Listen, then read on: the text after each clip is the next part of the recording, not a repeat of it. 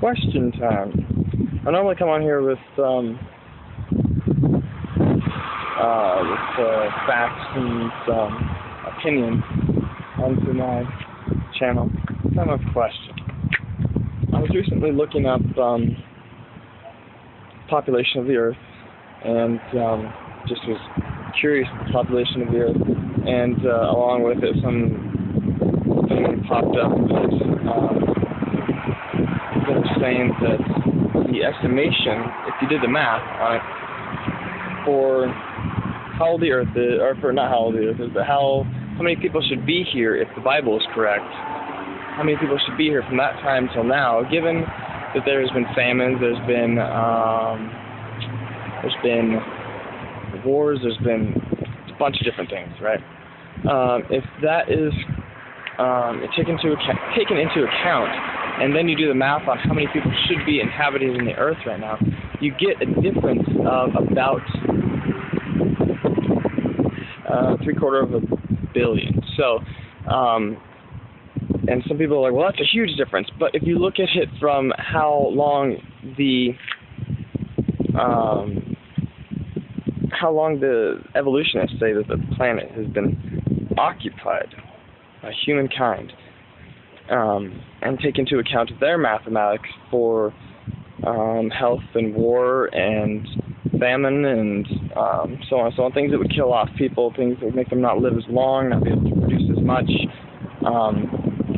medicines and knowledge and all that stuff, and then their numbers are catastrophically way too much. This world would be 10 times more populated, at least,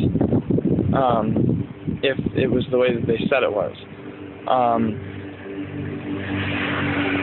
Does that seem shocking to anybody else that mathematically, somebody once told me that don't ask a mathematician. I was watching Dr. William Lane Craig, actually, and I was watching a debate, and the guy told the audience, don't consult a mathematician for facts on creation versus evolution or science. And I thought that was funny because the mathematics speaks for it 100%. Maybe that's why he doesn't want us to ask them, because the math speaks for it. And the more that we study the human cell and how the cell works and how it's one piece couldn't work without the other. If one piece of this 20-part chain didn't work, then the whole thing would come crumbling down. But yeah, they all work together.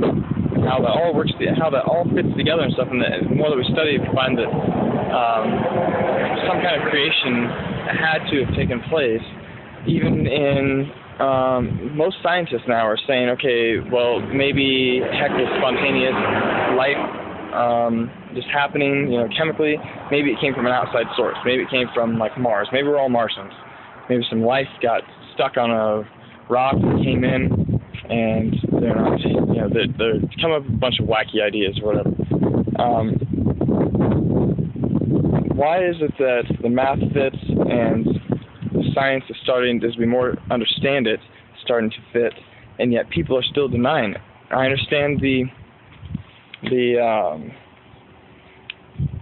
geographic time scale and the geographic timeline or whatever, and how there's supposedly fossils, and most of them, not all of them, most of them that they're claiming are, see, look at this person has a huge forehead and not a big cranial cavity, and they this, they that, they look like monkeys, whatever.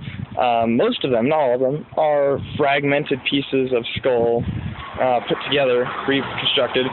Pretty decent looking job. I don't have any problems with what they did putting them back together, but because it was broken up into so many pieces, there's no real definite thing to say that they were this big and they were this blah blah blah. And everybody in the world, except for kids that are reading out of their high school science books, knows that the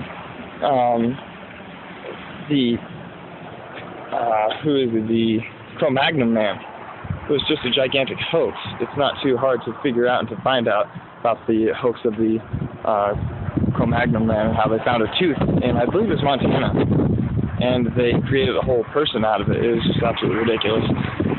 And then they have the 40% skeleton of Lucy, and they say that they have not all of them are saying it, but a big majority of people are saying we have a missing link band with Lucy because she's proven that she would have walked upright and from her pelvic bone, and we have 40% of her skeleton. Well, you can't really prove too much for 40%. You got 40%.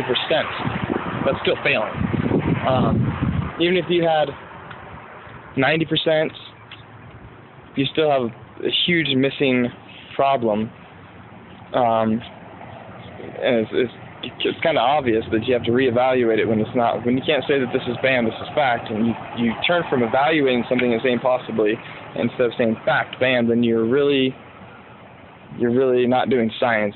You're not doing science at all. You're doing you're trying to prove something, and you're using everything that you can to try to prove it. So go ahead and give me some more different things that you guys have to say, different comments, questions, and answers or whatever to why it is that the math lines up, and the more that we learn about science, it seems to be lining up more and more.